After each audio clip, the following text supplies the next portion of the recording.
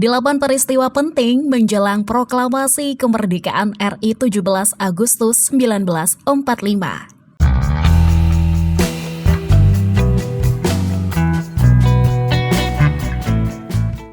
Proklamasi kemerdekaan pada 17 Agustus 1945 menandai awal kebebasan Indonesia dari penjajah Jepang.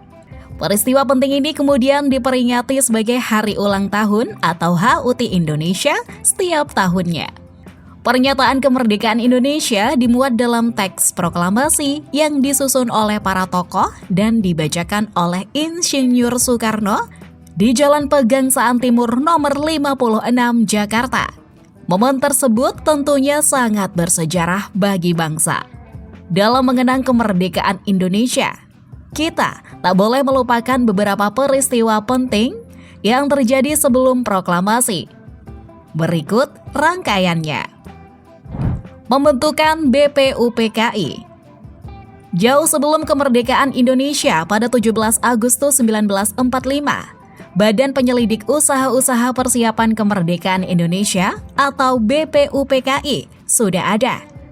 Badan ini dibentuk pada 29 April 1945.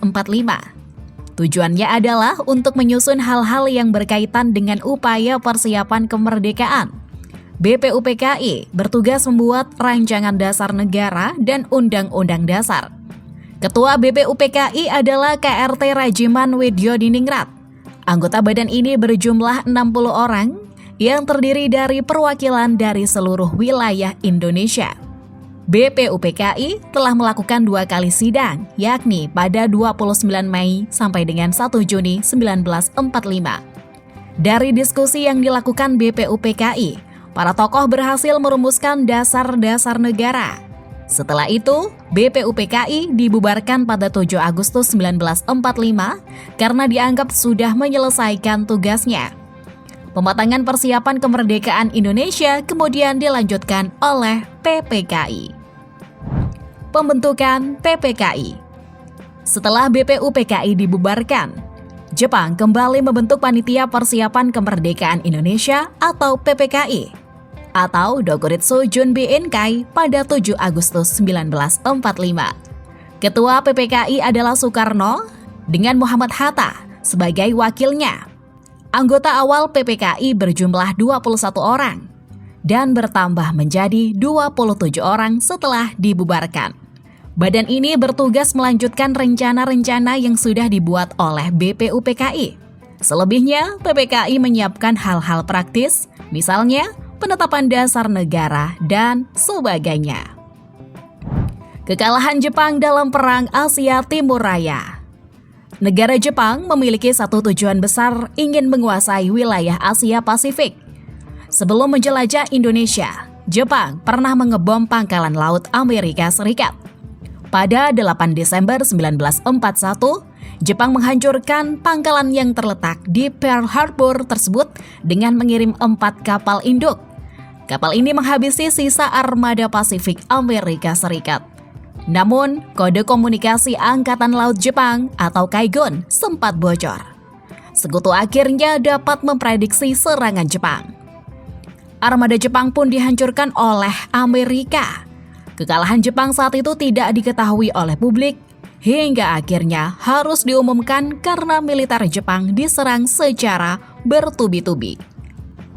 Peristiwa bom atom. Kekalahan Jepang dideklarasikan lewat deklarasi Potsdam pada 26 Juli 1945. 3 pemimpin Jepang yakni Presiden Harry S. Truman dari Amerika Serikat, Perdana Menteri Winston Churchill dari Inggris Raya, dan Chiang Kai-shek Cina melakukan konferensi terkait deklarasi tersebut. Deklarasi Potsdam berisi tentang tugas Jepang dalam memberi kebebasan dan segera menegakkan demokrasi.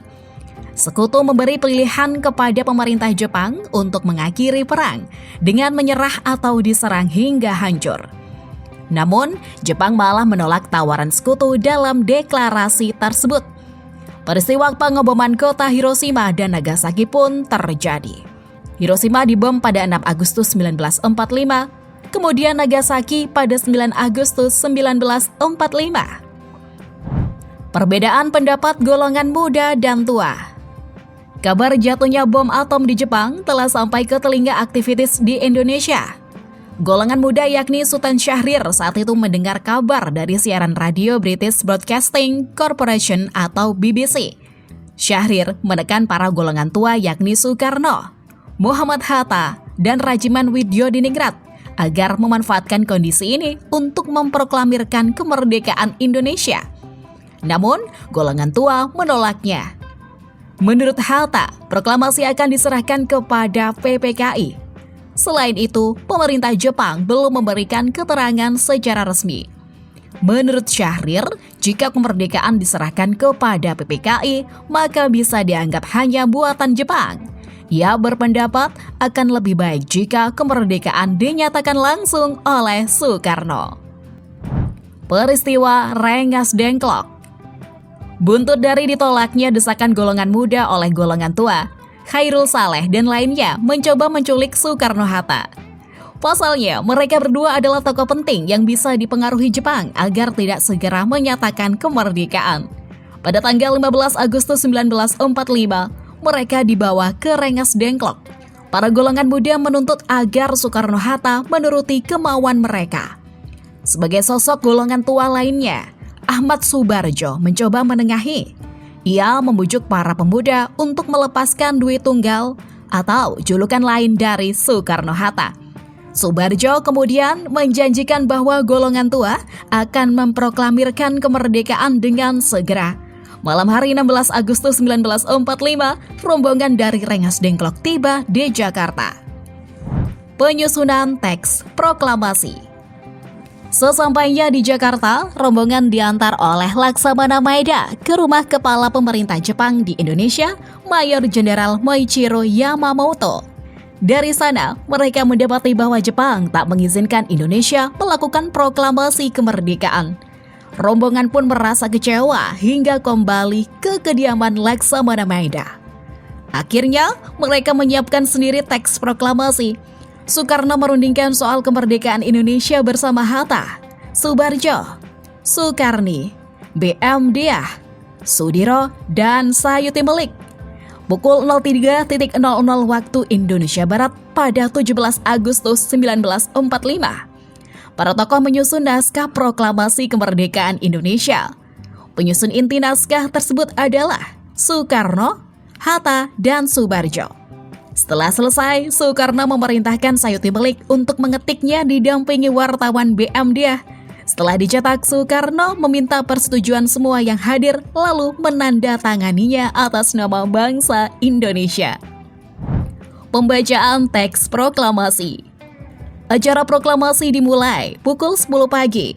Soekarno membacakan teks proklamasi dan pidato singkat setelahnya.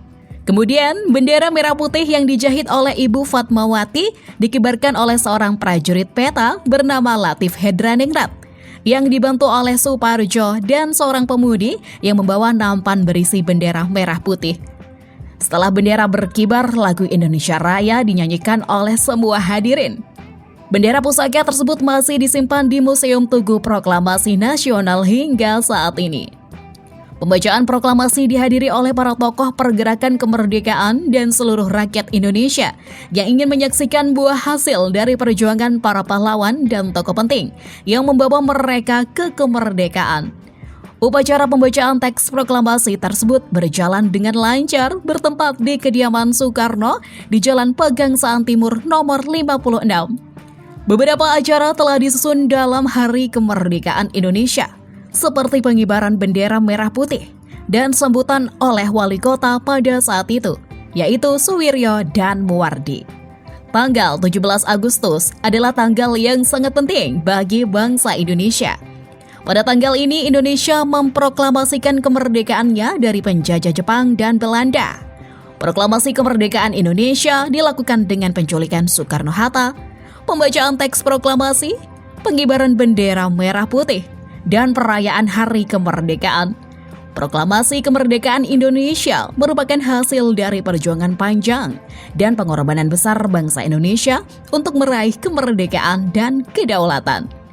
Itulah beberapa peristiwa penting menjelang proklamasi kemerdekaan Indonesia pada 17 Agustus 1945. Semoga jadi wawasan baru bagi trippers semua ya.